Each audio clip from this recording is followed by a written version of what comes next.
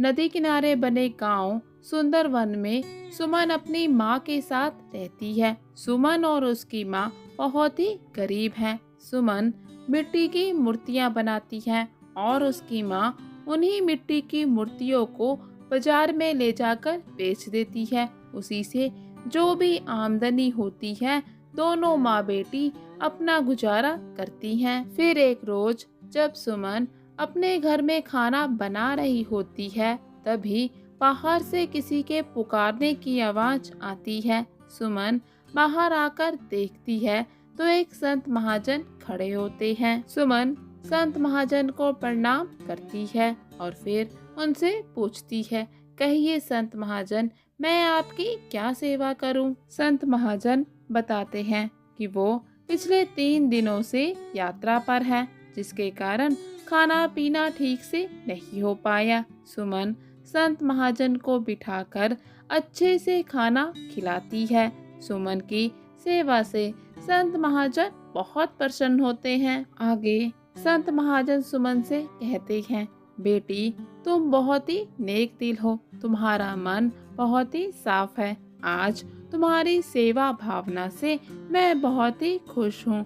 लेकिन बेटी, हमारे जीवन में आने वाले सुख और दुख का कारण हमारे खुद के ही कर्म होते हैं। सुमन बाबा से पूछती है, अरे बाबा, आप मुझसे ऐसी बातें क्यों कर रहे हैं? क्या मुझसे कोई गलती हो गई? तो बाबा बताते हैं, बेटी तुम्हारे आने वाले जीवन में बहुत ही कष्ट है। तुम्हारी शादी बहुत ही अच्छे घराने में होगी, लेकिन वो सुख सिर्फ 4 दिन का होगा। उसके बाद तुम्हें बहुत से दुखों का सामना करना होगा। तुम्हारे वैवाहिक जीवन में आने वाले कष्टों का कारण तुम्हारे पिछले जन्म के कर्म हैं। ये सब सुनकर सुमन बहुत उदास हो जाती है।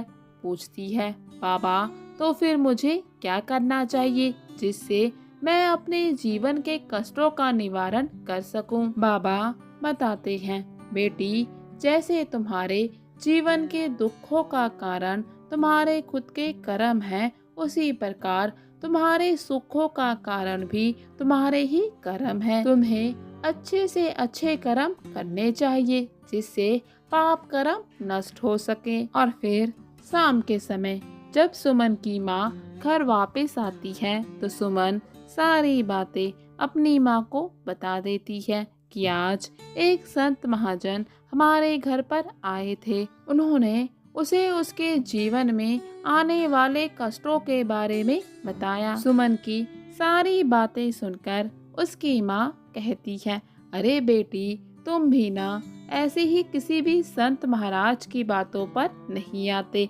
देखना, मैं तुम्हारी शादी बहुत ही अच्छे घराने में करूँगी। तुम्हें कभी भी कोई भी कष्ट नहीं आएगा, इसलिए तुम ज्यादा मत सोचो। और फिर सुमन मूर्तियाँ बनाने के काम में फिर से लग जाती है। सुमन मूर्तियाँ बनाती और उसकी माँ उन्हें शहर ले जाकर बेच देती। दोनों माँ बेटी के दिन बहुत ही अच्छे से गुजर रहे थे। ऐसे ही पूरा 1 साल बीत जाता है और अब सुमन की माँ उसकी शादी के बारे में सोचने लगती है। सुमन के रंग रूप और सुंदरता के कारण उसकी शादी एक बहुत बड़े घराने में हो जाती है। सुमन अपने ससुराल में बिल्कुल रानियों की तरह रहती है।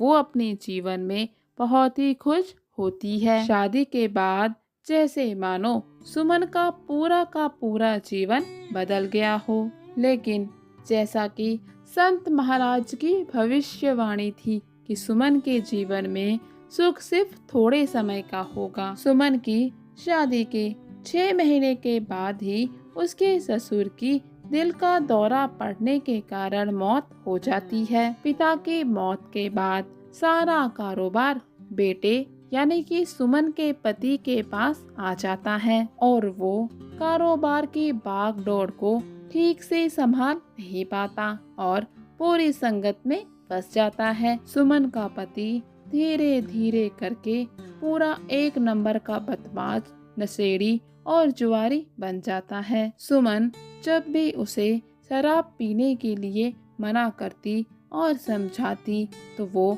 सुमन को बहुत बुरा भला बोलता। धीरे धीरे करके सुमन का उसे शराब के लिए मना करना बिल्कुल भी अच्छा नहीं लगता। कभी कभी गुस्से में वो सुमन पर हाथ भी उठा देता। बेचारी सुमन अपने भाग्य को कोसती है कि ये सब उसके साथ क्या हो गया, अब वो क्या करेगी। सुमन चुपचाप सब कुछ सहती रहती है।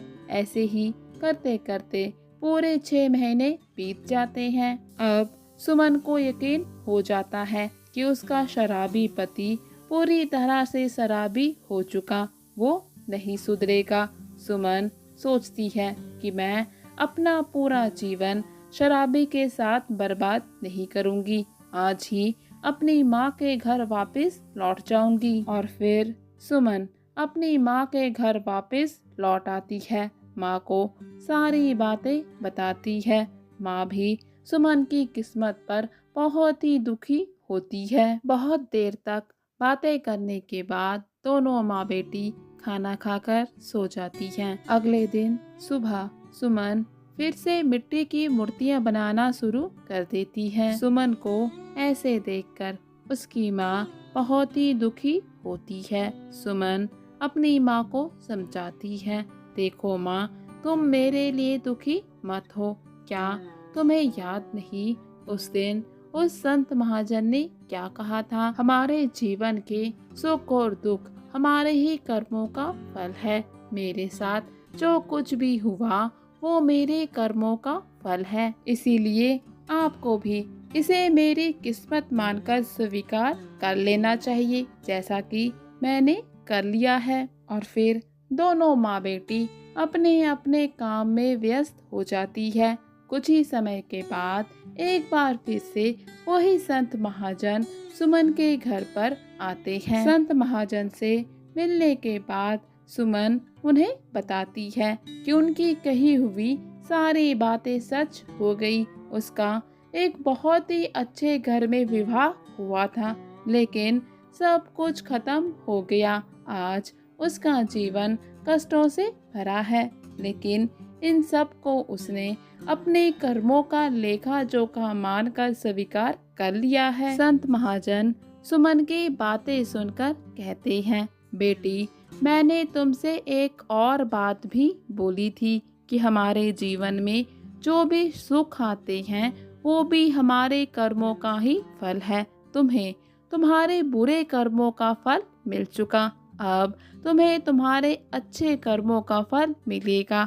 बहुत ही जल्द तुम्हारी दूसरी शादी भी होगी और तुम्हारे आगे का जीवन बहुत ही सुखमय होने वाला है। संत महाजन की बातें सुनकर सुमन मन ही मन सोचती है, भला मुझ जैसी तलाकशुदा छोड़ी हुई औरत से कौन शादी करेगा। ऐसे ही समय बीतता है। सुमन के पड़ोस में ही उसकी कमला मौसी रहती है। सुमन को जब भी फुर्सत मिलती तो वो अपनी कमला मौसी से मिलने चली जाती। कमला मौसी भी सुमन को बेहद पसंद करती थी। फिर एक दिन कमला मौसी के घर उनके भाई का बेटा आता है। एक रोज जब सुमन अपने घर के बाहर खड़ी होती है, तभी कमला मौसी के भाई के बेटे पंकज की नज़र उस पर पड़ती है। पंकज सुमन को देखते ही पसंद कर लेता है। पंकज अपनी बुआ से कहता है, बुआ, ये लड़की कौन है, मुझे बहुत ही भा गई है। तो मौसी सारी बात बताती है कि इसका पति शराबी निकला, जिसके कारण ये अपनी माँ के पास आकर रहने लगी। सुमन की पूरी कहानी जानकर पंकज उससे बहुत ही प्रभावित होता है कि कैसे उसने अपने शराबी पति का सामना किया और उससे अलग होकर एक अच्छा जीवन जीने की सोची। पंकज सुमन के साहस की बहुत ही प्रशंसा करता है और उससे शादी करने की बात कहता है। और फिर कमला मौसी सुमन की माँ से पंकज और सुमन की शादी की बात कहती है। पंकज एक बहुत ही पढ़ा लिखा और अच्छे संस्कारों का लड़का है। सुमन की माँ तुरंत मान जाती है और फिर पंकज और सुमन की शादी हो जाती है। दोनों ही अपने जीवन में बहुत ही सुखी होते हैं।